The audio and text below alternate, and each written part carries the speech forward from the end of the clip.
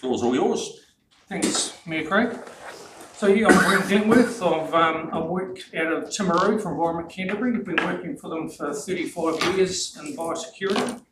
Prior to that, I was in the Mackenzie Basin based out of Townsville with the Rabbit Land Management Program, and that was Minister of Ag and Fish at that stage before MPI. And prior to that, in the rabbit boards with the APDC in the Lindis Pass at Terrace. So I've had all my working life's really been dealing with vertebrate pests and some plant pests. But I'll jump straight into it. Please ask any questions as soon as they arise, just fire ahead. So I've got 3 species of wallaby on the mainland. Of course, you all know you've got your bennets down here, which is the largest one on the right of the screen there. The 2 other smaller species around Rotorua Taupo, and they get up to around between 4 to 6 kilos. Interestingly, they only thought they had Dharma wallaby at Rotorua. It wasn't until we started DNA testing 4 years ago that we found another species, Palmer, and that's the one on the far left. Do they crossbreed? No. No, okay. So that coincided with around 40 years ago, they think, in Rotorua, and it would have come from Kowau Island when the live capture program was on. And for those of you that got the same coloured hair as me, you'll remember there was quite a large live capture industry back in around 40 years ago down here as well. So we've got 2 wallaby programs within Canterbury. The first one is the Regional Pest Management Plan, and that came about in 1990 when landowners within the wallaby area opted for user pays rather than paying the rate for the South Canterbury Wallaby Board. The Wallaby Board was disbanded in around 93, 94. So when landowners opted to take that over, they took over the responsibility for managing wallaby on their own land. Over the last sort of 30 years, there's been a lack of really effective tool use. There's been a heavy reliance on shooting as one of the main control tools. As an artefact of that, wallaby numbers have increased. ECAN's role was to inspect land and ensure that landowners kept wallaby at or below level 3 out of a 5 scale level called the Guildford scale, named after Graham Guildford, who was the Wallaby Board supervisor at the time. He's still alive and still lives in Cave. I catch up with him very regularly. The other program, which is primarily what I'm going to talk about today, is the National Eradication Program. And that stemmed from a Labor decision when COVID hit, the Shovel Ready Jobs for Nature program. And it was to stop the spread of wallaby that were occurring in both islands. So like the bennets down here was spreading outside of the area. The same for the Dharma, Palmer wallaby and Rotorua. There's 3 priorities under the national program. One is it's all around stopping the spread effectively. So to continue work outside a designated containment area, trying to locally eradicate breeding populations outside of that. Also to search further country outside containment to make sure we're fully aware of the feral range of bennets in the South Island, and to carry out buffer control in the containment area. That containment area is that green line, and all running from the Waitaki in the south to the Rangitata in the north, inland to the Tekapo River system. 900,000 hectares, so 5 times bigger than Stewart Island.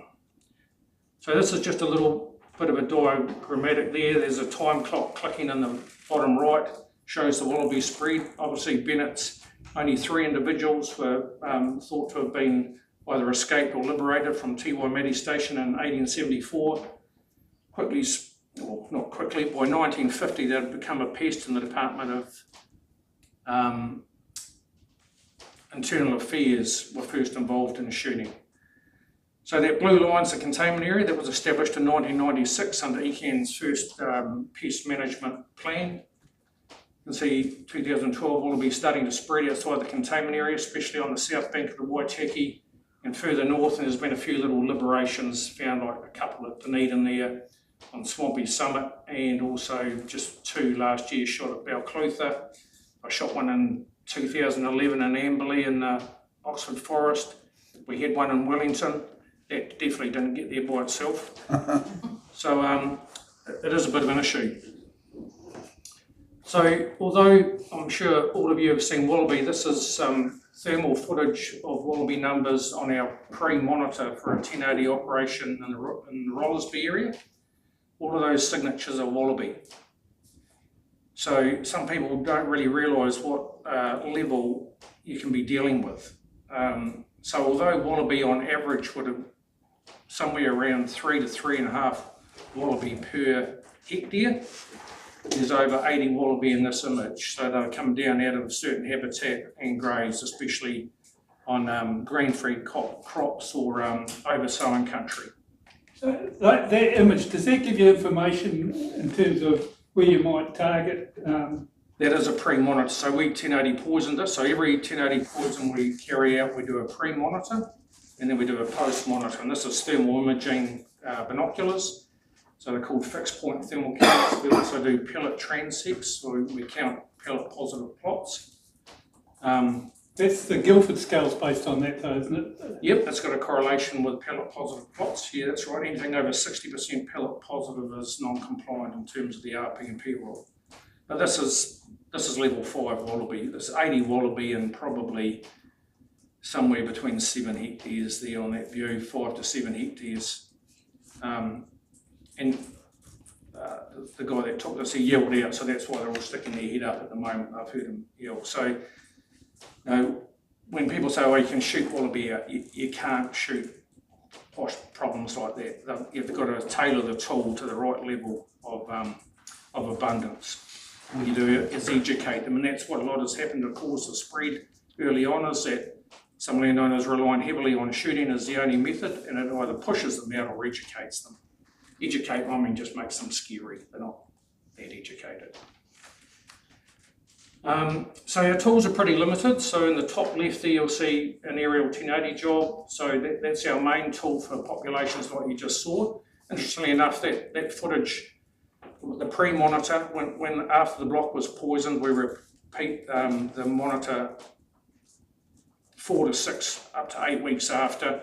There was only one pig found on that block, no Wallaby. So do you follow up a 1080 poison with a shoot, or does it just depend on the... If it's in the containment area, we rely on the landowner to do that. So the general ratepayers funding all of this at a 90% cost, and the farmer puts in 10%. But we have a funding agreement, and we have an expectation in there that the landowner takes over maintenance control afterwards, so shooting effectively, which is a cheaper option of poisoning. At the bottom, thermal imaging, fencing, which I'll talk a wee bit around that middle photo. It's Luke McGyver, so a fence running from Tekapo to Benmore, cyanide above him. Ground shooting in the top left there is our most used method outside the containment area, and we use snow shooting in the bottom left. It's a rifle barrel and a pretty distinctive track, and you can see with Wallaby there, and the Wallaby that's just about to be an ex-Wallaby. Have you looked at the likes of, say, like a biocontrol of some sort, like they have like the Khaleesi virus with rabbits? We would love that, but we haven't got one. So there was a lot of work done by Janine Duckworth on wobbly possum disease, and we thought being a marsupial, also Australian or Tasmanian, that would have paid some benefit, but actually she couldn't even get it to work for possum effectively. So there is no biocontrol that we know of for wallaby. So we were working with the national program. Is that green line is that containment area that was established in '96. So everywhere within that, landowners are primarily supposed to control their own wallaby. But as I mentioned, in the national program, we're trying to stop the spread. So that yellow area is our focus area inside the buffer to stop the spread west across the Waitaki and also north across the Rangitata and west through to the Mackenzie, Benmore Range main divide area. So there's around 600,000 hectares of purple there, which shading, which is realised almost solely on ground methods. So that's guys with dogs and or use of thermal shooting. We have had a couple of smaller poison operations in that area, just where we have trouble getting wallaby out of certain habitat. There's a couple of blue lines on that boundary, and you'll see that one from Lake Tekapo to Benmore. That's the 51.2 kilometre Wallaby exclusion fence that we've 96% completed at the moment. There's two little smaller dots there, one at Avonmore and one at Benmore Dam, and I'll talk about them later. I was just wondering, the water barrier, how much of a barrier to Wallaby is it? It's a barrier, and when the strategy was first drawn up and we were working to geographical, what we thought were the best boundaries for Wallaby, we thought Wallaby wouldn't swim the Waitaki, but they do, yeah. Okay. So it's the best boundary we've got, and it is a boundary to some, but it's not a boundary to all. So we know there's at least 15 islands between Currao and the mouth that have got Wallaby sign or Wallaby on them. And that's spread across onto the South Waitaki Management Unit and then over the Hawkton Range into Otago, which is occurring. And some of it is human-assisted travel for Wallaby, but most of it is passive. The Wallaby moving themselves. So that colour coding is represented in these pie charts, which is, we're now in our 6th year into the national program. So the first 4 years on the left were guaranteed funding when Labor made the decision, and probably you don't need to worry too much on the figures. It's mainly the proportion that in our strategy for Canterbury is we heavily stacked our control and spend on the yellow, so that area inside containment to stop the large numbers of Wallaby putting pressure on the boundary and spilling out. The purple, we still had to have dog and gun and shooting teams outside containment, but you'll see it starts to swing round, and that largest pie chart at the far right is where we are now in 25-26 with 60% of our funding outside containment as we've sort of broken the back in that buffer area of high numbers. And the blue wedges over the last 4 years are what was spent on fencing. So this is operational spend only. It's not, there's no management costs. So all the money we get from MPI is spent on actually killing Wallaby, not our wages. That's paid for by the Canterbury ratepayer, but not operational. So at the end of this financial year, there'll be $14.25 million spent in Canterbury alone. And roughly it's worked out equal as it is now, was almost equal, with 6.4 million inside containment and almost 6.1 million outside and about 1.8 million in fencing. The little table just talks about the different management units we have outside and inside and the spend we've planned this year. So the 22% that you're currently spending on internal containment, I'm always a believer that we need to kill the wallabies in the containment area as much as control them outside, because basically at the moment I just see there's a lot of effort going into stopping them spreading, but we're not tackling the problem inside the containment area. So does that yellow wedge need to change back to a bigger percentage of the... Yeah, there's no doubt that we get a lot of pressure for work inside the containment area because the landowners were under a lot of pressure. The national program was set up for stopping the spread and reining that in. Yeah. So with the budget of I manage at the moment, I haven't got enough to spend inside, but we have got a strategy for inside containment from Landcare Research, or it's now called Bioscience Technology, because the Crown Institutes have amalgamated, on how we could roll out more control inside containment. And there's a slide at the very end on that. We wait to that point, but I do agree there needs to be some work done inside containment. It is a landowner responsibility under user pays, but not too many are sticking their hand up using the right method at the moment. I'm just wondering, with change in technology now, we have drones now that are capable of carrying reasonable sized loads. It would be very easy to 1080 small blocks with drones, because I know helicopters are hugely expensive. So maybe we could start looking at some different technology. Yep, and there is drones that are within Canterbury based at Pleasant Point with a 100 kilo payload. Yeah. So we could do it's that. Not a lot, but I would have thought it'd be more cost effective than a helicopter. Yeah, when we poison, we only really, the highest rate we use is 2 kilos per hectare, so it's not a big application. Yeah. So you could do 50 hectares with Yeah. a drone, which is Pretty good.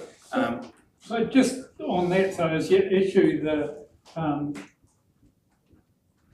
availability of land to poison? Like it's quite tough on some of those guys because they've got a lot cleaned up for a considerable period of time. So is that the issue, or is it? Cost is an issue. Disruption to normal farm practices is an issue. The social licence, not everyone likes 1080. But it is our best tool, and it has been for over 70 years. And we're unique in the world for using 1080, largely because we don't have any indigenous land mammals other than seals and bats. So everywhere else has a lot of other little marsupial or mammal ground animals that would be at risk with 1080 because it's effective for all warm-blooded animals. Okay. On the 1080, when I was on, there was a big collective program done in the Hakataramea boundary in the river in I think 2018-19, that was really effective at the time. I remember talking to the farmers at the time of that. Have we seen that ongoing benefit of that work? Like, have they continued to maintain that big block of land that they did, and has it proven effective over the longer term? Yeah, you're correct. So 2018 was our first real win with coordination. DOC were a big party of that on the Eastern Kirklistons. I won't name the properties, but there was 3 other properties around that fringe. It was 10,000 hectares in extent. I think the landowners funded 30% because that's before the national program, and actually ECAN might have put in 40 and landowners put in 60. It was staged over 3 years and severely reduced those populations. Some landowners had to use cyanide or ferrotox because it can be cleared. The 1080 we had back then, after the Waimate, and I was just talking to Smoko with a couple of men about the Waimate poison factory closing in the late 90s here, and all our Wallaby bait was sourced from the factory. When that closed in the late 90s, it was all went up to Wanganui, the other poison factory, Aurelian. And they used, that was the only 1080 bait that was registered for Wallaby at the time. It was a cereal-based paint, cereal-based pellet. And it took 100 mils to flush the 1080 out of it to break down the pellet. It was quite a hard pellet. So in 2019, I worked with pest control research out of Christchurch because we were having trouble also getting the 1080 down from Wanganui. Had to go across the strait on a truck, had to be, because it's a deadly substance that has very strict requirements on transport, and it created a lot of issues and delays for us. So I worked with pest control research. We've now got a bait they've registered. It's took 4 years to register. It's called Pestex. It's still a cereal bait, but it's got a higher content of maize in it, so it's slightly more preferable for Wallaby. It breaks down in 20 mils of rain, and we did that so it would alleviate the farmers' concern about having to block destock for so long. So 20 mils, 1/5 of the rainfall of the previous bait. To date, the only people that have put their hand up for using that is forestry companies. No landowner has paid for their own since the national program. That's a shame. And that was quite a win on that eastern side of the Kirkliston. Yeah. It's taken us 5 years to poison all the land really from Te Akatara right through to forest. No, way through to in the Two Thumb Range to past Mount Hay, more or less. Boundary Creek, I think it's called, almost Coal River. So it's a huge chunk of land, and we can only do that in sections because landowners can't free up all their land at one time. We did have some reinfestation back to that eastern side, and we just hit it again this year. Right, yeah, that's the bit that I was wondering, because I remember talking to the landowners at the time, and they said it was incredible and how quickly their pastures restored and was more productive, became much more productive land. But I wondered now, 6 years down the track, like how that was actually. Well, I've got another reprieve now because it's all been hit again. I have got a slide on that too, actually. Awesome, thank you. So how we've been doing, so this bar graph, pretty hard to read, but since that containment area was established in '96, there was no wallaby outside the containment area. The first Wallaby outside containment were 98, and those 2 were actually escapees from Willowbank and Christchurch. But it's more or less the trend I'm drawing your attention to there.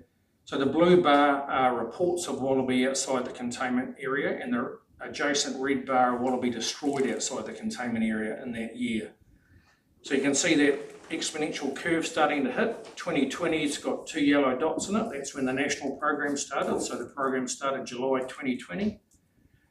There's a big spike in funding, so it allowed us to engage more contractors. We've got 11 ground contractor teams and 6 helicopter aerial poisoning companies on our books.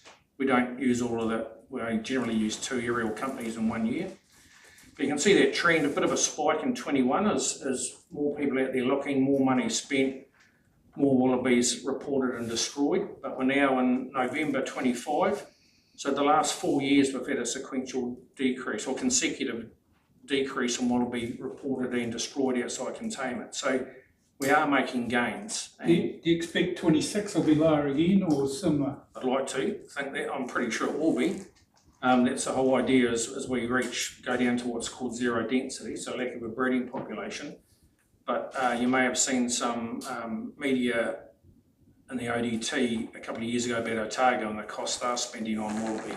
So the less wallabies you get, the more it's going to cost per wallaby. So it's a difficult situation that for the public, that when you start to get into thousands of dollars per wallaby kill, it is actually the best result.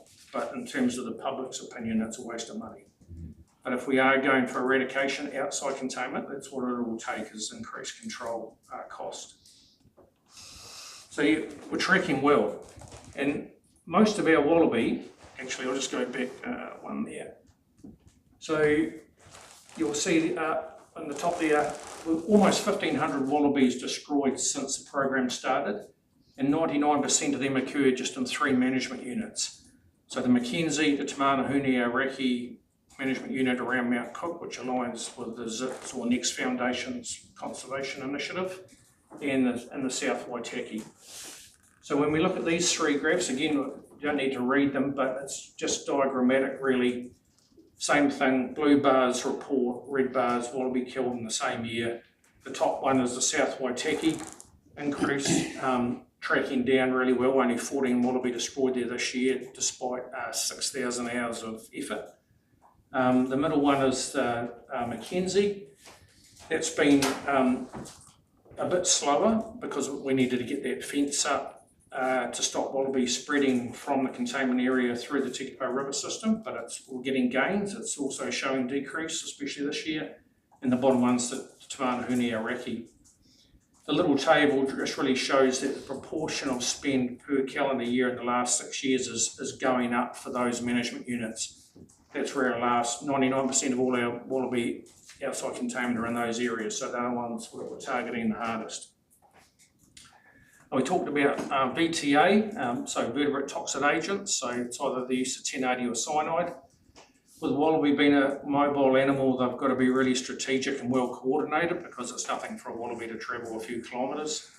Those red polygons are poison operations in the hill and high country from 2020 to 24. The yellow were the operations done this last winter, and you'll see that Eastern Kirkliston and a wee bit over the range has been done again this year. So that's a really back-to-back strategic poisoning baiting operation. So wallaby numbers are quite low in there, but I will say the maintenance work from landowners within there is not occurring to the level to keep wallaby at that level. So it's slipping, and we need somehow to encourage landowners to put more investment in. We've got a couple of blue polygons which are a bit harder to see down on the north bank of the Waitaki through here. As we move further east, it's really hard to get land for landowners to clear because it's more intensively farmed. It hasn't got that hill and high country and improved tussock grass, or a lot of it. And they're smaller blocks, so it is getting harder and harder, more consultation. So do we, I see there's nothing targeted there around Waiaringa and Elephant Hill area. but I know there's a lot, and we visibly see a lot even just going through our gorge. So is there anything planned or happening for those areas? For They're the not hitting the scale. For the budget spend, I've got nothing this year, and there really won't be for a few years yet. If we succeed to get Wallaby locally eradicated from outside the area, then we're going to have more money to spend inside, and we need to work with landowners to come up with a bit of a plan, and I'll talk about a strategy we've got very shortly.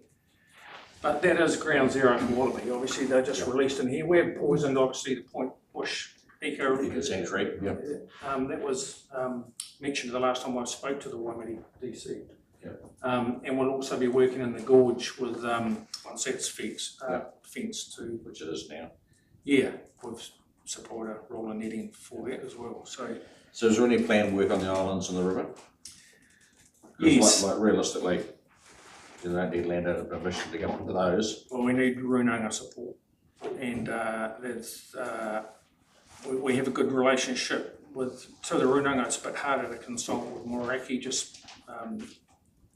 it's just, we don't seem to get a lot of buy-in with that, but because it's part of all three runangas takiwā, we will need the level of support and a written support for that operation. Yep. So this is a blue polygon that we hope to do. We're actually deciding whether we can actually fence some of it to stop, because if we're going to leave gaps, we're going to get Wallaby back into that margin. So whether we fence some of that border first on the north side and then poison the islands, Right. because you're right, the easiest way to do it would be helicopter. You do it in a day, easy enough, low trickle rate, it's not spun. And we do it in winter when there's no fishermen and less recreational people. We know there's a couple of horses on one of those islands. We've got to find the owner of them. They look as though they might be rodeo horses, but we're going to get them off. And there's also goats on one island too. So There's quite a few deer getting around on some of the islands too. they're a bit harder to get off. Yeah. But Deer and pigs. But does that matter? No, pest. it does for the public, and we just have to be very careful. If we lose the social licence too much for 1080, that's our best tool gone. So we've got to be very careful in its use, and the best way to do that is avoid non-targets. Some landowners actually like us controlling some deer populations as a non-target. It's not something we promote, but it does happen if they can't get deer out of a block. And it's more likely to be smaller deer, fallow deer than red deer, just because of the body size and things like that. But it's, well, this is the Wallaby program, and then we're going to focus on Wallaby. So I talked about fencing, so that blue line on the left-hand side there running from Tekapo to down to Benmore, that's completed. We've got, I think it's 1.7 kilometres remaining in yellow at the top end, and that's through some of Mackenzie District Council's refuge and wastewater site. You'll see it running there in the insert map. There's a bit of a conifer issue there that we need to remove, or MDC need to remove before we can get that last 1.7 k's up. That image there is some of it along the flat at Graves Hills. It's a 1.3 metre high fence, so it's a wee bit higher than a normal stock fence. It's produced in Australia primarily for stopping wallaby, macropods. Contrary to a popular belief, wallaby don't jump vertically very high. They're really good at jumping longitudinally. If a wallaby was very determined, he might clear that 1.3, but we've even seen fallow deer balk at it and won't jump it. So generally wallaby try and passively walk, hop along the side of it and try and go under it or through it. So it's all rabbit netted as well. There's one roadway there on that bottom image on the right, leading to the Horden camp down the Horden Road. So gates are notoriously bad for being left open, so we've put a double cattle stopping series there. It's rounded galvanised pipe rather than a flat surface, so the macropods. Is that quite effective? It's only just in. So I was consulted with Tasmania over this. They were looking at barriers to stop wallaby. Some wallaby learnt to shuffle across it in Tasmania. So Mick Strutham, who I was talking to, now retired, suggested we put 2 in series with a rounded pipe. So it's, wallaby generally on their main toe. So it's going to be the best barrier we can have. It's out in the middle of the flat, so it's not likely. They're probably just hopefully going to carry on. There's 2 smaller sections of fence which I mentioned in the map, and we hope to start on these in 2006. So one is on Te Akatarawa, just below the Benmore Dam, and that's 1.3 kilometres, and there's 3 kilometres on Waitangi Station from Aviemore Dam south to Fisherman's Bend. There are existing stock fences, but we know wallaby are going through some of them, and we have repaired holes. It's going to be easier if we try and replace those with the wallaby netting and all steel products. So we've had initial discussions with the landowners. We've got to get agreements, and also affects the neighbours like Meridian and Dock and that bottom end and Fisherman's Bend. But we hope to start that later in 2006. Maybe in touch with the District Council about fencing requirements here. We had to get a consent for the Tekapo one. I'm not too sure if replacing a boundary fence is a consent requirement for Waimate, but I'll find out. So that's to stop wallaby getting further outside containment. That's my last slide. We talked about a strategy. So for inside containment, so the map on the far right there, that yellow block, and there's a heavy dark line. So Bruce Warburton, eminent wallaby scientist in his 70s, has been working with wallaby for a long time down here, and so he wrote the strategy. The conclusions and recommendations are: it's critical that control work continues to make further gains to safeguard the work completed. So he's talking about from that black line on the western front. So there's areas there we still need to work to make sure that the gains are held. And then it's critical that any work further east from that black line rolls from that front, because wallaby are really good at reinfesting. So he says that ECAN should seek and explore sustainable funding options for control within that containment area. So there's different options, whether that could be sourced from a targeted rate. We'll have to see how that goes with capping on rates and things like that, and whether council appetite's all for that. It could also be potentially the national program. If we've made gains outside containment area and saving that money, then we'll have more money to spend. But it's pivotal that the landowners within that have a strong buy-in. When the Wallaby Board was disbanded, there was no areas of level 3 in 1994. And now we've got a huge issue, and it's we're only going to succeed if the landowners within that area have a strong commitment to the control as well. Otherwise, the same will happen like we did with the Rabbit Land Management Program. As soon as that subsidy is off, the levels come back up. And so it's to safeguard the taxpayer or ratepayer's investment, we need to have strong buy-in by landowners.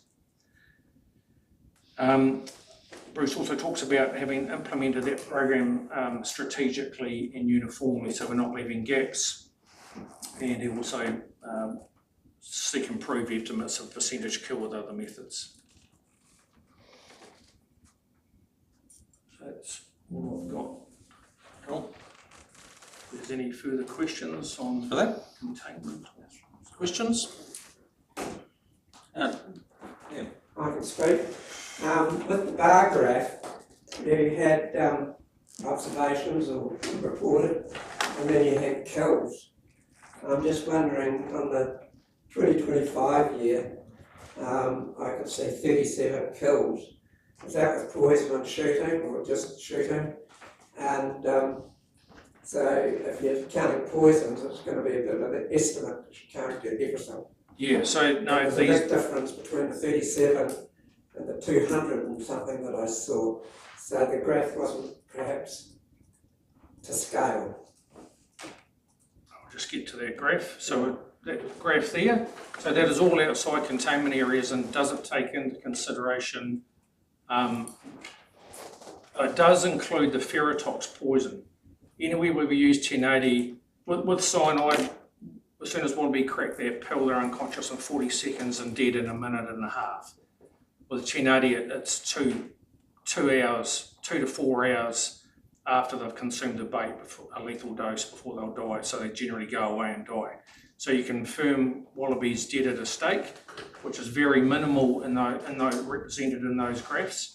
So most of it is from shooting or dog and rifle work and a few roadkill. So it looks impressive. Yep. How you're making gains. Yep. But I'm trying to distinguish between reported and the blue line, Yes. and then the 37, which is destroyed. So you're talking individual wallabies. That's 137. 137. 137. That's 137 in. I can't see the one. Yeah, it's hard to see the one against the blue, the red against the blue. On that I last saw line, 37. 2025.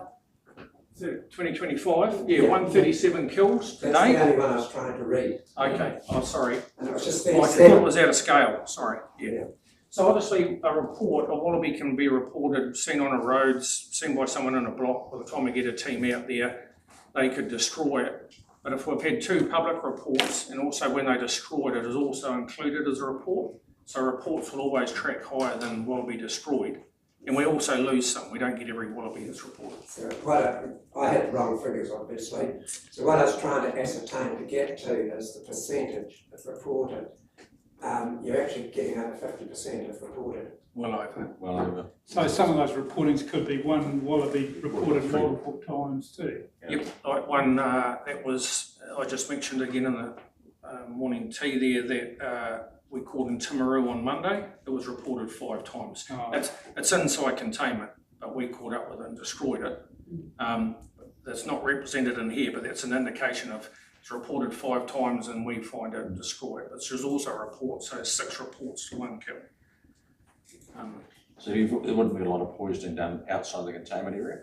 No, there's a few areas like around Mount Cook where they were released in 2006. On the Mary Range next to Pukaki, we've done a little bit of ferrotox. We are investigating a 1080 op in the Beno house for the winter 26. Landowners are supporting it. We're just going to get full support. Any 1080 operation has to go through the health department for approval and set conditions. Any land piece, public conservation estate also requires an assessment of environmental effects, and they also have conditions. So it's all intensively monitored, and also MPI's health and safety team monitorers and also ECAN monitorers. So we get a lot of monitors. yeah. So you ever been turned down, like under the health, you know? Oh, no, but we have stricter conditions. So the one on the hack we were talking about, there's a communal water supply there. Oh, yeah. So they put 100 MOH, the medical officer of health, put 100 metre buffer on either side of that. We actually doubled it, went out to 200 metres, just because of the public concern. So what would you do there? So you'd have to go back and clean up with a dog and gun in that area. Is that how you do it? So we've got a very good contractor in the hack who lives right below there, so we've put him in twice for thermal shooting. So 400 metres is not a big distance for being either. So although the buffer sounds big, it's not a big distance for a Bennett's Wallaby. Just flyovers with you showed an area which may or may not have been in the, I'm not sure which zone it was in, but south of the Waimate. Have you got any recording of what's been done Yes. with the Yep. So the bottom one, cameras to back up numbers? top graph here is the South Waitaki. So as of November, we've got 14 kills there this year, and that's for 6,000 hours of work. So the cost per wallaby is extensive, but that management unit's 186,000 hectares. A man and a dog team can cover about maybe 150 hectares a day, so you can see how many days it takes to cover that management unit. I was just looking at the numbers from the chopper where you're using the vision, you know, with the heat. Oh, Yeah. we don't use thermal very much on the south bank, but the tussock, we haven't had very good coverage with it in terms of effectiveness. We use thermal helicopter shooting in the TMA around the Godley and Lilybank and Macaulay River, Joseph Stream, Forks, and in the Mackenzies along the Ben O'Howes, Glen Tenner through the south of that. But we don't have very good success on the south bank with thermal helicopters. Just to assess numbers. It's all ground based, so men and dogs. But when you can fly for 2 days in the South Waitaki, you can fly for a week and not see a wallaby. And I've walked a lot of that, and you don't see bugger all sign. So is there, Yeah. so is there much, has there been much work done on, or any investigation done on like a end use for wallabies? So that there was maybe some, and like we've got the wilding pines now, they can be chipped for that. Is there dog food? Is there some way of capitalising on them in order to say make it profitable for hunting teams to go out, hunt and actually get an income back from?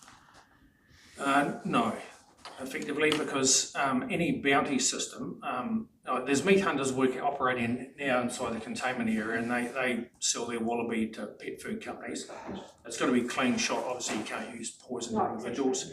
And because we're working primarily outside containment, our kills are so low that they're not going to carry a 20 kilo buck wallaby back. But what about within the containment zone to make it? Yeah, they are. So they are doing that? There's a guy in Gordons Valley, he's taken 30 or 40 out of Gordons Valley Station, which didn't used to be any wallabies there at all. Yeah. there is Yeah, quite it's just, you've got it makes an incentive for people to go and clean them up, they can get some money, make an income, rather than just relying all on you guys, I suppose. It's a bit of a double-edged sword because the same thing with rabbits is that it was prudent for rabbiters to cream the crop and sustain a livelihood, whereas we want to reach the lowest number possible. So if you're shooting 80 a night, that's too many. And also, ideally, your meat shooters will be going broke, wouldn't they? yeah, that's right. They'd be going broke. perfect world. Yeah. Yeah. And also a meat hunter's not going to carry 2 wallaby back at 15 kilos each to the truck for a kilometre because the revenues, I think they're getting sort of $7, $6 an animal. It's just not enough. Yeah. Righto, well, thank you very much for the presentation. It was interesting as always. And maybe we can have a bit of influence with the local runanga to get more collaborative around what we can do with the Waitaki River. We're meeting with AEC on our Reki environmental consultants on Monday. Cool. Oh, thanks for that, Brent. Thanks very much.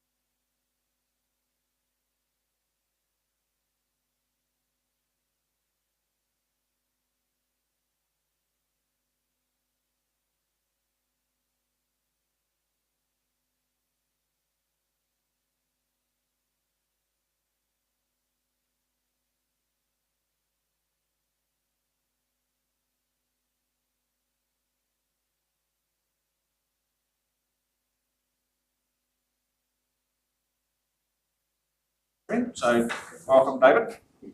Thank you very much. Morning. Just. Thanks for inviting me to come down.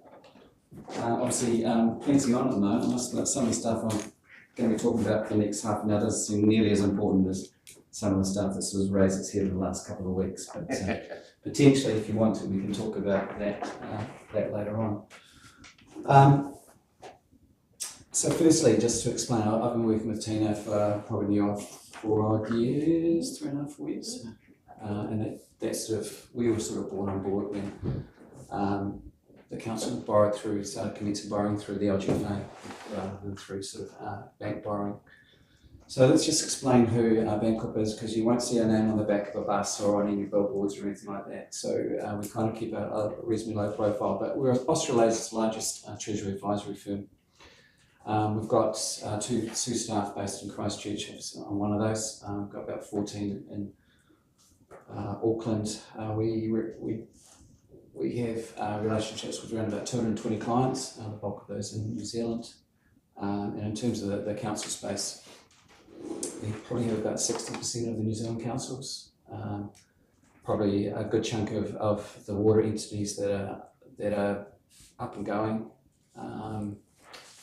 So our strengths are kind of was local government and infrastructure. So that gives you background to sort of Bancorp, and that's how I'm based in Christchurch, and I've been in the financial markets 35 odd years, 4 of those now with Bancorp. Previous that with ANZ, so our paths crossed with Waimate well before my Bancorp days. Right, so why am I here? Well, basically I'm here to hopefully add value to you guys, really. So I've done a couple of these things for new councillors. And so any questions at any time, just kind of chip in. It's kind of hard to know what sort of level of interest or what level of involvement you've got with financial markets. So I'm kind of going to keep it at sort of 101 type level, just so that we can just kind of talk it through. So anyway, those are the topics I want to talk about, just interest rates in general, projections, the role of Reserve Bank, the role of the local government funding agency, which is the entity that you get your funding from. Just talk about your sort of financial covenants, where you sit from, I suppose, from a guarantee point of view back to the LGFA, and lastly, we'll just focus on where your council sits from an interest rate and funding perspective. Right, so this is just broad-based economic data.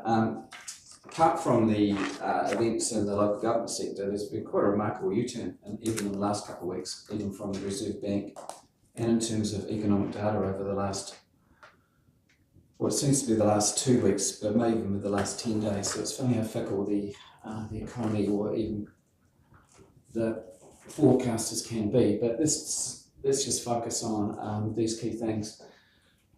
The first point there is just focused on the last bit. Inflation's at 3%. Now that's problematic, because while the Reserve Bank's goal is to keep inflation between 1 and 3%, its job is to effectively target 2%. So in many respects, it's actually been quite bold to cut interest rates, and cut interest rates aggressively, because inflation is still quite high. And it's quite remarkable that we've got I'm going to sort of jump over the place here, but we've got OCR now at 2.25, thanks to the rate cuts on last Wednesday. And it was only August last year that we had the OCR at 5.5%. So it's been a really dramatic 1 year. And it's also interesting to point out that when we had the OCR at 5.5%, a lot of the banks were talking about interest rates going higher to 6%. And which again just shows the nature of the fickleness of markets. I'll just run through some broad stuff here. GDP, which is just a measure of economic activity, that declined 0.9% in the June quarter. Now that was the bit that really got the Reserve Bank concerned, and it's part of the reason why they cut rates so aggressively in the last 3 months. But what's likely to come out is Stats New Zealand are likely to come out with some revisions and saying actually it wasn't negative 0.9, it was probably something a bit less than that. So again, it's just an example that some of the data that we get is of questionable sort of quality. Unemployment, 5.3%. Now that may look like a high number, but when I went to university, the definition of full employment was at 5%. And when we had rates and unemployment rates at 5 or 3%, Cameron Baggery. Yep. Here's the line that represented where even idiots had jobs. So you need to strike a balance between getting good employees and people willing and able to work as well. So 5% is actually a pretty sort of reasonable number for the economy. What is of concern though is youth employment. That's sitting now about 15% across New Zealand, and in some parts of New Zealand it's sort of 23, 24%. And I think that's one of the, I can't speak in general terms to your district, but I think one of the key selling points for areas like this, and generally the job situation is much better than other parts of New Zealand. Yeah, we're certainly outperforming the likes of Northland and the Bay of Plenty and places like that, where their youth unemployment is 25 to 30% in some of those districts. So. Actually, another thing, sorry, maybe a bit random, but the thing I think it really speaks to the provinces, apart from the obvious things in terms of, really high commodity prices, and you have to go back to, the commodity prices or terms of trade, back to levels where New Zealand historically was its richest, before Britain joined the EU, that sort of thing. But the point I was going to make in terms of why certain parts of New Zealand are doing it really tough is that the average New Zealander, average is a pretty broad word, and it in some sense doesn't speak to real New Zealand, but in terms of the RBNZ, they put up some figures that show that the average New Zealand household spends more than it earns. Now, you can handle that if your house price is going up. You've got that sort of asset-rich, cash-poor sort of thing, but you've got that psychological sort of feel-good factor. Auckland, our biggest, obviously, I don't want to say it's the biggest city, but their house prices are down about 30% from their highs. So what we've had, that's part of the reasons why urban New Zealand, particularly Wellington and Auckland, are just feeling the pain so much. They've been sort of immunised by some of the cash flow issues because the house prices have kept going higher and higher and higher. Obviously, that's turning around quite significantly in the last 18 months. So again, another reason why urban New Zealand is, in relative terms, doing much better, because we haven't had those highs, but in the same basis we've had those lows. It was quite interesting. There's been a bit of commentary in the media lately, particularly around the OCR and that sort of thing, and banks saying don't expect an automatic drop in your interest rates because they've lowered the OCR. And I guess that's a balancing of that inflation. So whether they're getting messages from the government, because obviously if you lower interest rates, people spend more, inflation goes up. But I see that the commentary now is that just because the OCR has dropped, don't expect to see your mortgage rates drop accordingly. Yeah, well, again, we'll cover that point now, but it's actually it's a point that's really important. So, for example, when people ask me what interest rate's going to do, and I say, well, what do you mean by interest rates? If you're talking about your floating rate or the OCR, where your floating mortgage rates, that's driven by what the Reserve Bank is doing. Once you get out beyond about 2 years, it's more driven by what's happening overseas, particularly the US. So the US is kind of the default market for global investors. We'll get to a graph which shows how similar patterns move. So, but anyway, key point I want to lock away is short-term interest rates driven by what the Reserve Bank is doing. Long-term rates is largely driven by what's happening in the US. Now, the US is really concerning, apart from the political stuff, which obviously I'm not going to get into, but their deficit, and I'll just pick out some numbers because it's numbers I've seen, their deficit since the 20th of January has been increasing by $6.5 billion a day.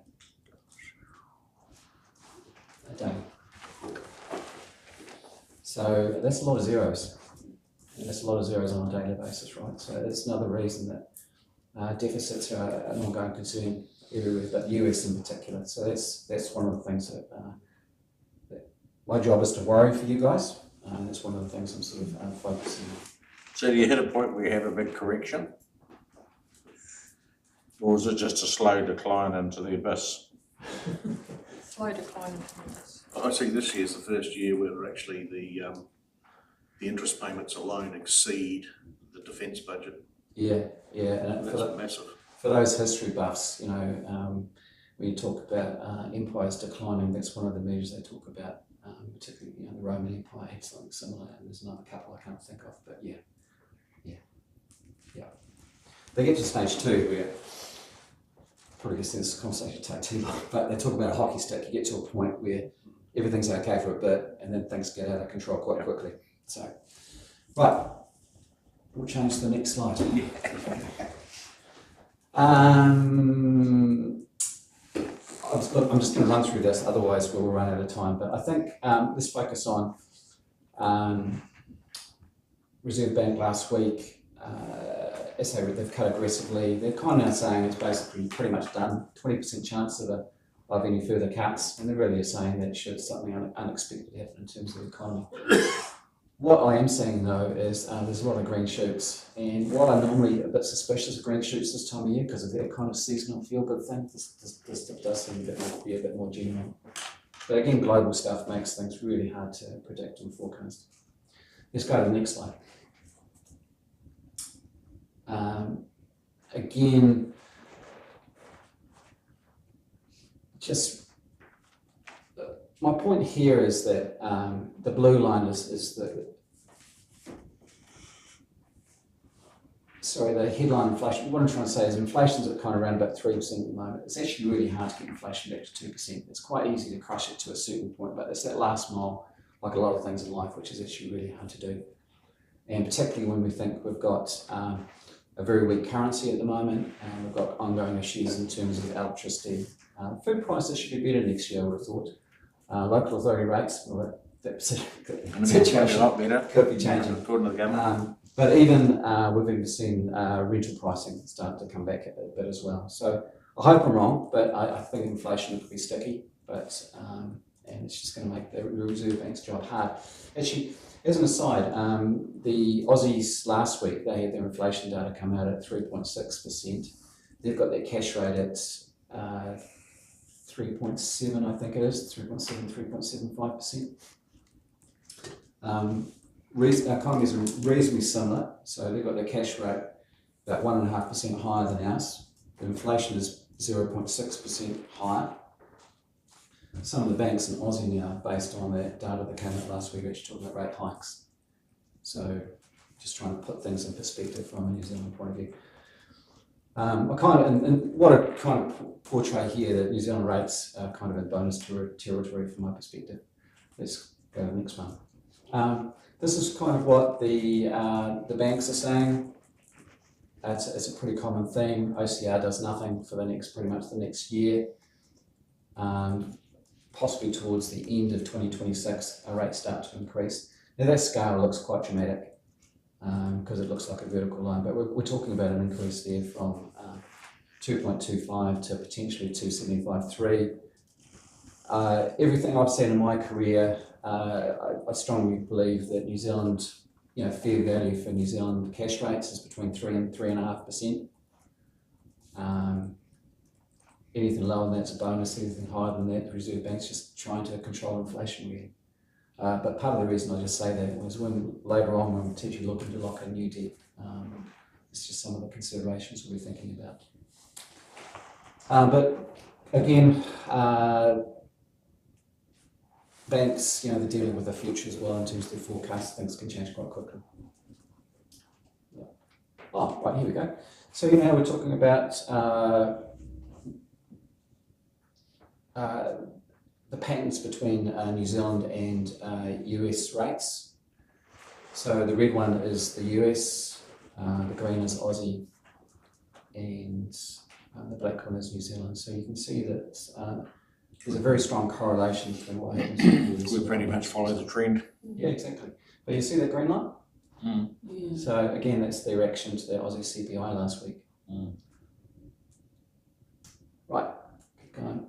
Oh, yeah. So again, kind of covered that earlier in terms of the unemployment rates, but in general, it shows a pretty good story on South Island, and particularly provincial South Island versus the North Island, the urban type areas. Now, I've really just put this in here because I think that last point is really important, and I think that's part of the reason, a key part of the reason that why the government has done what they've done in terms of, let's rephrase that, but it just shows you the pain that the household sector have had since 2019, with living costs going up 30%. And you're probably acutely aware of that in terms of your cost of living, in terms of your community. But obviously that'll be still weighing on the government as well, whether their approach has been right or wrong. Rightio. I kind of covered that. So average households are spending more than they're earning. Okay, yeah, this is important too. So what's the Reserve Bank all about? Is it about community good? Is it about unemployment? Is it about house prices? No. Its only job is to keep inflation between 1% and 3%, which effectively means they target 2%. So I think a lot of people get a little bit confused in terms of what the Reserve Bank's role is. There was, Yes. prior government, there was an employment figure in there too, wasn't there? That's right, yeah, and consideration of house prices as well. But when the new government came in, they took it back to how it was. So from a purist point of view, this is kind of, they kind of think that those other things just kind of muddy the water a bit. So other countries follow just the purist line, just solely on inflation? So other countries? Yes. Yeah, well, President Trump's very unhappy with the way that the Fed is sort of just focusing on inflation at the moment. Aussie's very similar to ours in terms of inflation, and a lot of the Scandinavian countries are the same. So in terms of mainstream central banks, yeah, it's pretty. Sometimes they kind of have wording. Like, for example, even the previous ones they had in New Zealand, they kind of had those words, but in terms of weighting, they were probably only 10% of each. So it's still the main factor was the control of inflation. Yeah. But again, that's kind of important as well. Some people think a little bit of inflation is okay, but I think part of the reason the world is in this sort of situation at the moment is people realising that inflation means cost of living prices, which means real issues, which means change of governments. It actually has a really, societal-wise, has really big implications, which again, part of the reason for reinforcing the need to focus on inflation. Okay. LGFA, do you guys want me to run through this? Would that be of Yeah, it'd be handy for the new people, yeah. Yeah, okay. So LGFA, it's been around since 2011. It's had a really positive impact on council funding. And like, for example, if we compare Waimate in terms of its borrowing margins through the LGFA versus through banks, you're probably talking about a 1.5% difference. So the LGFA is doing a very good job in terms of being able to provide lower interest rates to the entities that are involved in it. It's rated AAA, which is the same rating as the New Zealand government, and you can't get a better rating. That's the best you can get. And from a rating agency perspective, you can't have an entity in your country which has a rating higher than that of the government. 77 council members, and it's raised about 30 billion of debt. So that debt as a percentage of revenue, is that an issue for many councils? Or not really? Well, it can't be, I guess, if 90% are meeting it, but are any councils getting close to that? Yeah. There are. Quite a few. Yeah. And that's a really interesting point too, because, and Tina, you might remember when Andrew raised that last week, but for those councils that are currently running at we use the word deficit situation, they're going to be really careful because, for example, if they're running at a deficit and they can only increase their rates by 4% a year, it's going to kind of lock in their deficit type of issues. So for those councils that are actually very weak now, in terms of ratios and in terms of revenue, the rate capping thing is going to make their job a whole lot more harder. Where are we sitting at present? It's about 42. What's our debt percentage at the moment? Oh, I did them the other day for the LGFA. It's low. Yeah, Yeah, that's what I thought. It's very low. it's very, very low. It's very low. It's quite remarkable, low actually. Yeah. Yeah, because I think that this is something that I sorry, but are you talking about in the water service delivery plan? No, just in No, general. just generally. Just our overall debt, because I think this is something that the public don't understand the nuances of this when you're comparing, like they compare apples with apples between neighbours, but they don't understand how different our debt ratio is and why we're in such a strong position. Like the good job that we've done basically to be financially so strong. Yeah, and if you want to, maybe via Tina, I think LGFA somewhere provides that information which should highlight, I suppose the capacity of your balance sheet for want of a better word. And a lot of that data, Jackie, came out in the benchmarking. Yes, that's why. Because that had a lot of data around debt to revenue and all that sort of stuff of all the different councils. Yeah, and because I've looked through all that and compared like average weights with our neighbours and stuff. And when you look down into it, it's like we're in a really good position. 11.7 Incredible, yeah. as at 30 June 2025. Compared to like one Net debt to total operating revenue. But as guarantors within the LGFA, does that set us up for those councils that may be at the maximum and fail? And your guarantee is based on a percentage of your rates.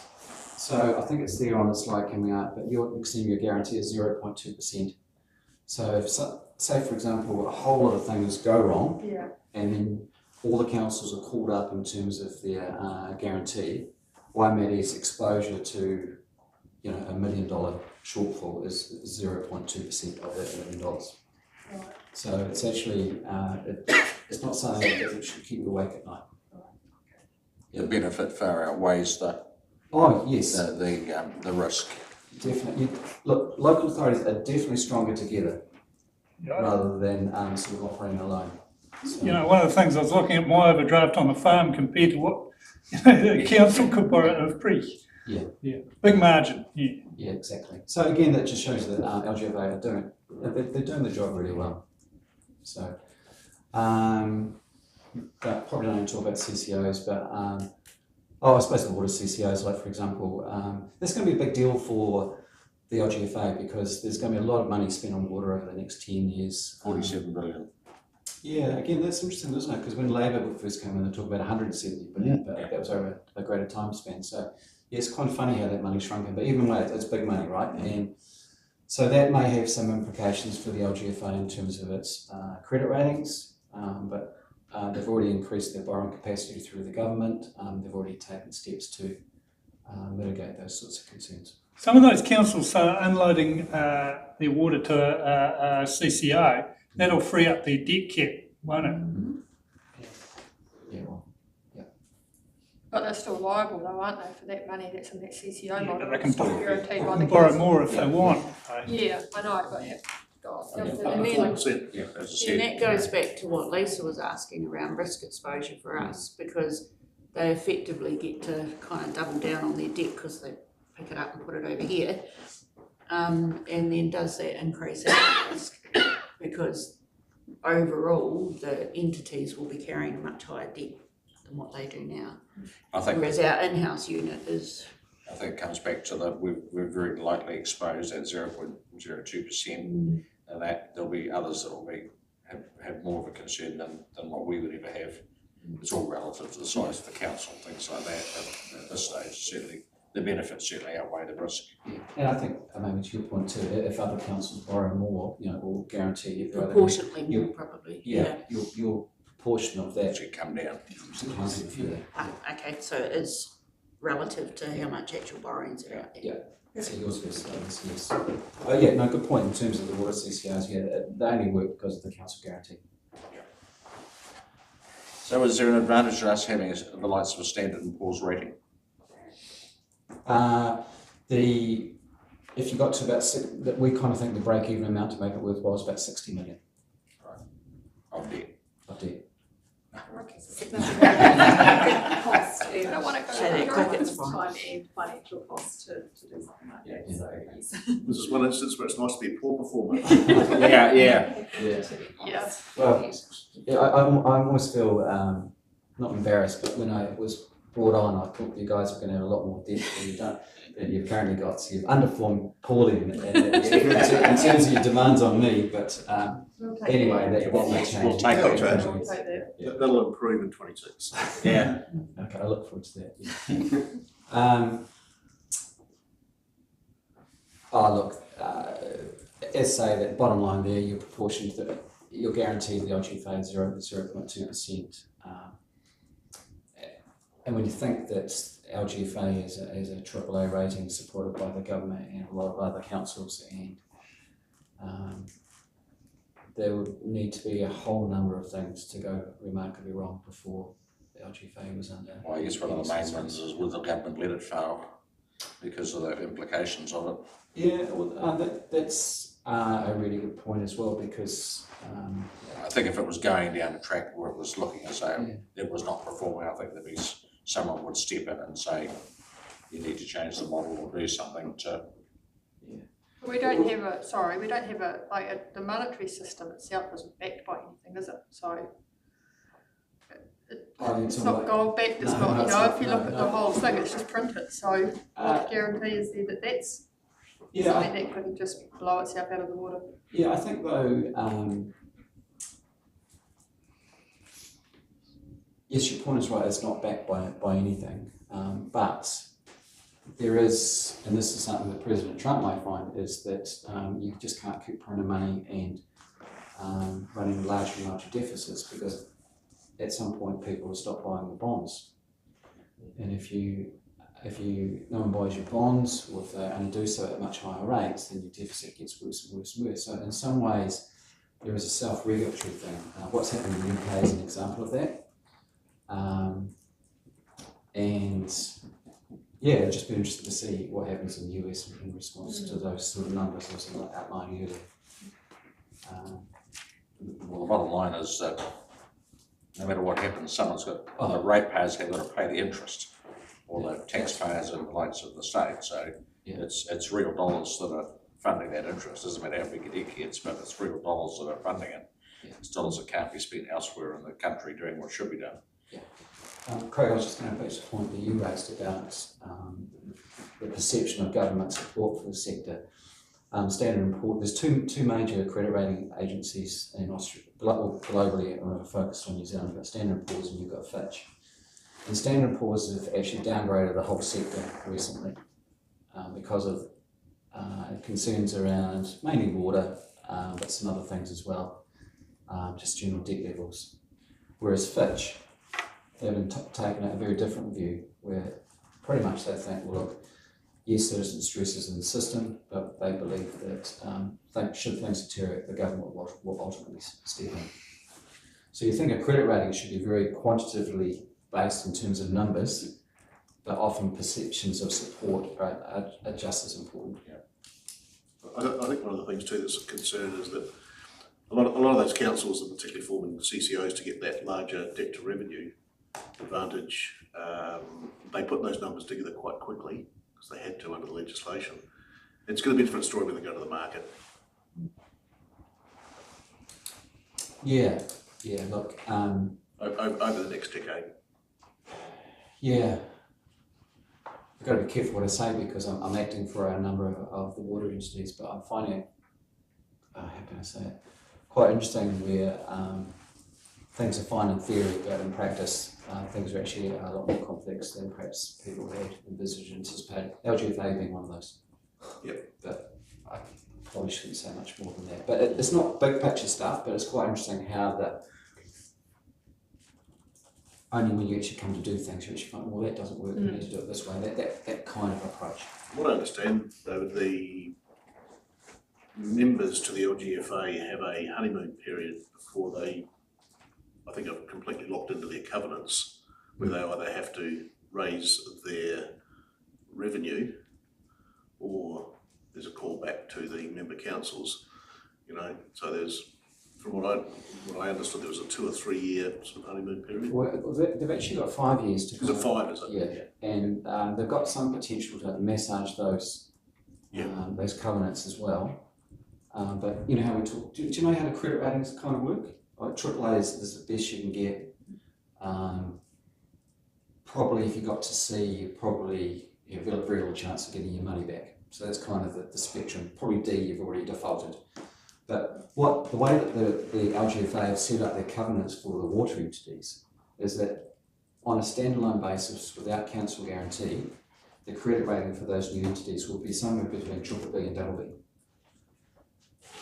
So they're not, from a credit rating point of view, they're not that high of a bar, but when you think about that, like a lot of our gentators, like your Meridians, I think they're BBB as well, but just gives you a sense of where financially they would sit on a standalone basis versus council credit ratings.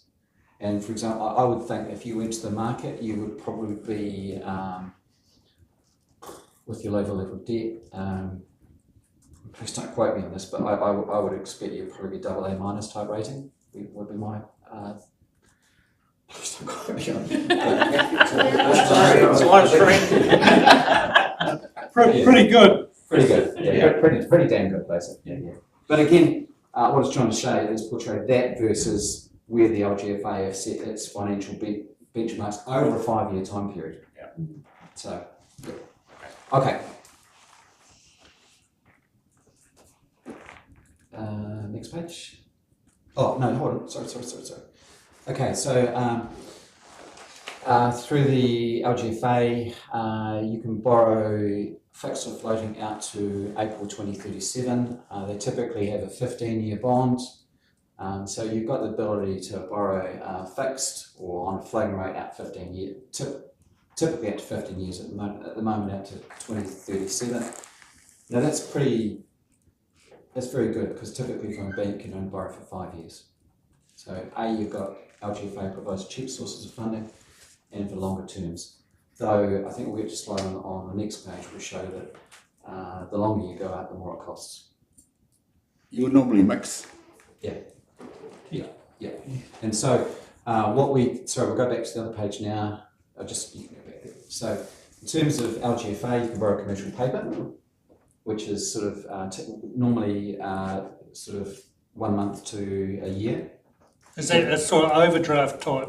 No, it's more like a bank bill type thing, or so let's just assume we would use the most common form is a 90-day type rollover instrument. So the amount and the rate can be reset, or as from a rate point of view, the rate is reset every 90 days, and you can change the amount every 90 days.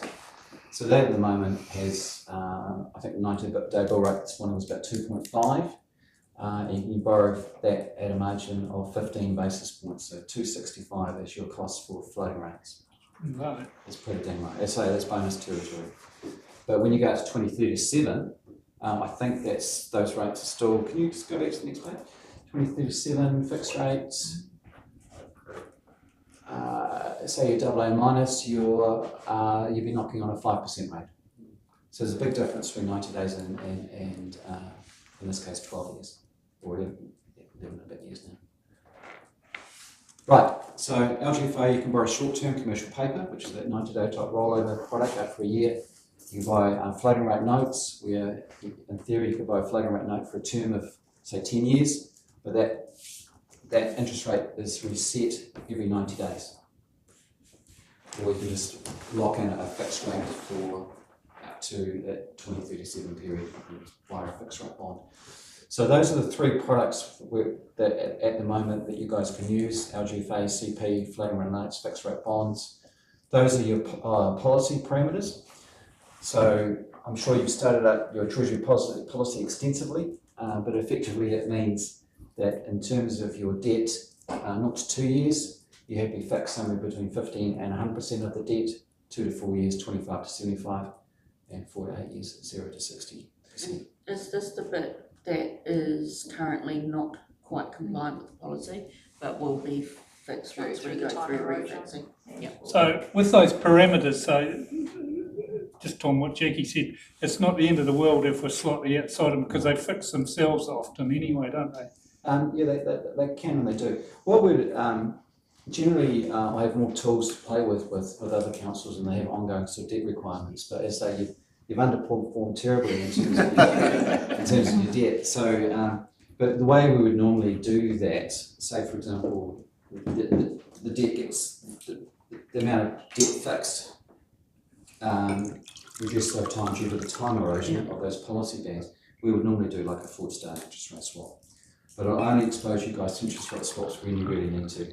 It's a really good product to have, and I believe in them hand on heart, but at the moment it's just not worthwhile for you guys from a material. Because we've got so low. That's right, yeah. We had those a few years ago, Quite some time ago. and quite some time ago, and we couldn't get out of them fast enough.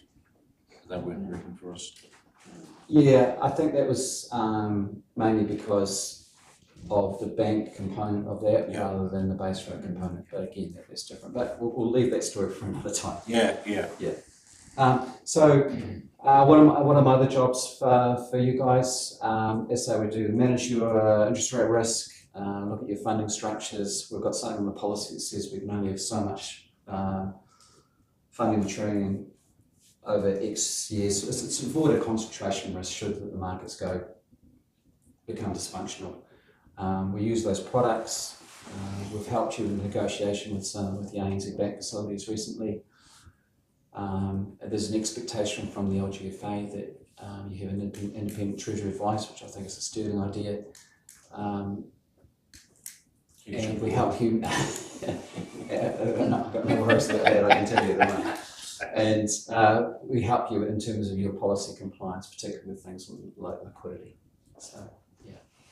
As I say, very disappointing. very disappointing. Just on that debt though, sorry, this is sort of going slightly off topic, but we have the rates cap, but we're low debt. So what's to stop us just borrowing more and kicking that issue out? Because they haven't limited debt, which seems crazy to me. Well, you know how sometimes when you're driving, you've got time on your hands and you think of these things, and because I had literally on the way down, I had 3 phone calls from councils just expressing their thoughts, shall we say? Yeah, and exactly what I thought about in terms of, look, if you can't, if you want to improve your services and improve your community good for whatever reason, and obviously you can't increase your rates, or you can only do it to a certain extent, beyond asking for permission from the regulator, then potentially you've got the ability just to borrow more. And that's what's happened in Australia, isn't it? Where councils have just increased The their debt. difficulty is that You'd have to it's a very short-term solution. And you'd have to consult on that too. Yeah, and you've, Yeah, I'm not saying we do it, I just wondered that. and there's nothing to stop you doing it, But in saying that, your 2 key covenants from the LGFA is your debt to revenue. So the revenue is your key thing there, and then you've got interest coverage, again, which effectively is a revenue type number as well. So revenue becomes still very, very important. But I think, I suppose it just means that, future projects that councils undertake, just going to ensure that there is some sort of cash that is generated from those entities to help them pay their way. I suppose it's just going to crystallise thinking a lot more. But in terms of your question, I can see that being a way to mitigate that, whether it be short term or medium term, but it's not a long term fix. no. But I think the other big thing too is it's an insurance policy for us in the event of if we have a major disaster here and the government doesn't step up fully to the mark, which we know it's not going to happen. That's our insurance policy, that we have that debt headroom that we could get up and running again pretty quickly. But of course, taking into account that someone's got to pay the bill. Yeah, that's right. I haven't seen the detail, but that was, you can apply to the commission or whatever the phrase is. But one of the examples they did give, was to allow rates greater than that, was like to help recover from a natural weather event or something along those lines. So that, ladies and gentlemen, that was kind of a quick and dirty. I'm hoping for a few more good questions though. Can I ask one quick one? You mentioned earlier on about, I think the number was 50% of those households that are spending more than their income. That's not discretionary, that's not bad planning, is it? That's just the cost of living at the moment.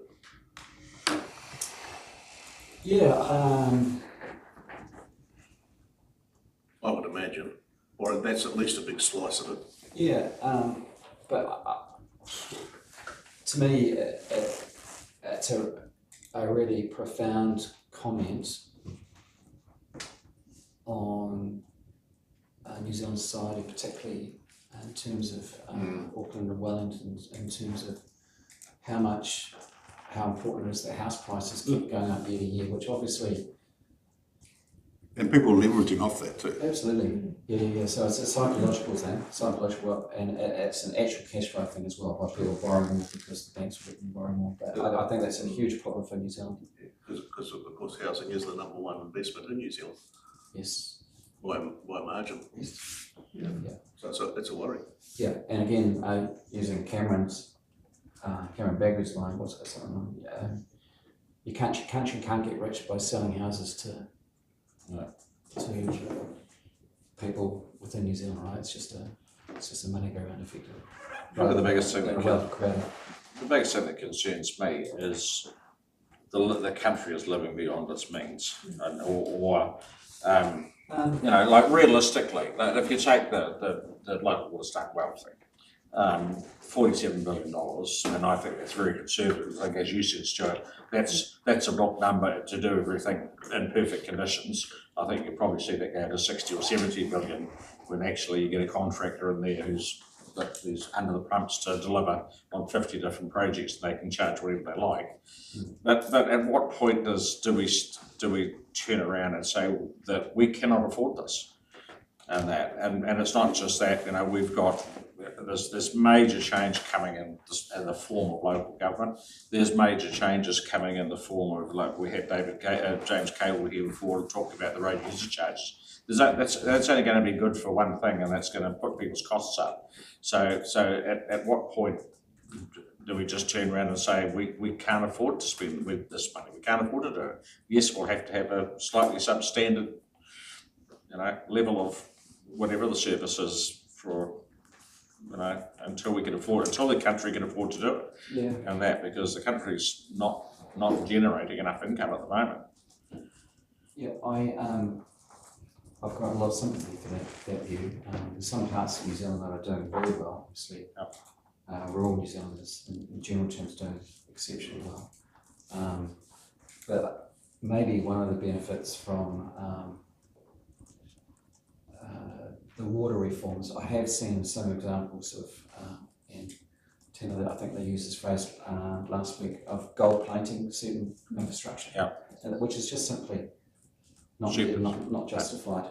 And again, I think one of the, I don't know how this relates to you guys, but I'm dealing with a whole lot of different water entities, and it's going to be a challenge between, I know you guys face this, but maybe to a lesser extent between what management is saying in terms of what we need versus what the engineers are telling them. So it's going to be that battle between engineers versus the managers, the runners of the business. So that's the beauty with being small, because quite often they're one and the same. And managers are our engineers and that sort of thing. I think you can come out and say the managers versus accountants. Oh, no. No, from what I've seen, it's the engineers that are right. I can tell a little story about it one day.